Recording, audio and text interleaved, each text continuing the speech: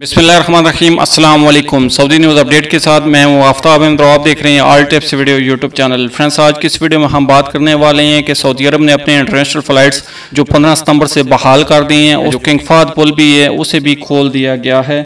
उसके हवाले से आज की इस वीडियो में हम बात करने वाले हैं। सऊदी अरब और बहरान को मिलाने वाला किंग फहद पुल मंगल 15 सितंबर से खोल दिया गया है। सऊदी अरब की तरफ से बैनुल-अक़वामी परवाज़ों पर पाबंदी जुज़वी तौर पर हटाने के साथ बड़ी सरहदी चौकियाँ भी खोली जा रही हैं। आजिल वेबसाइट के मुताबिक वज़ारत दाखिला की जानिब से जारी करदा बयान के मुताबिक मंगल 15 सितंबर से बड़ी बहरी सरहदी चौकियाँ और एयरपोर्ट्स खोल दिए जाएंगे। मुस्तस्ना ज़मरों में शामिल सऊदी शहरी GCC ममालिक के बाशिंदे सऊदी अरब से बाहर जाने और आने के मजाज हैं, जबकि खरूज औहदा समेत मुख्तलिफ वीज़ों पर बैरून मुल्क मौजूद गैर मुल्कियों को भी सऊदी अरब आने की इजाज़त मिल गई है। किंग फहद पुल की इंतज़ामिया ने मज़ीद कहा है कि मंगल से ऑनलाइन फ़ीस वसूली का सिस्टम नाफिज कर दिया जाएगा। सफ़र करने वालों को कैश में फ़ीस देने की ज़रूरत नहीं रही।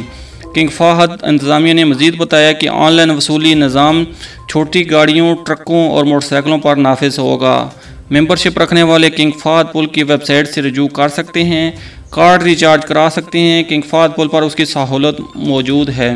के अलावा किंग फहद पुल की इंतज़ामिया ने मज़ीद कहा कि न्यू गेट्स प्रोजेक्ट 2021 की पहली छमाही में मुकम्मल हो जाएगा और मार्च में मुयस्सर होगा।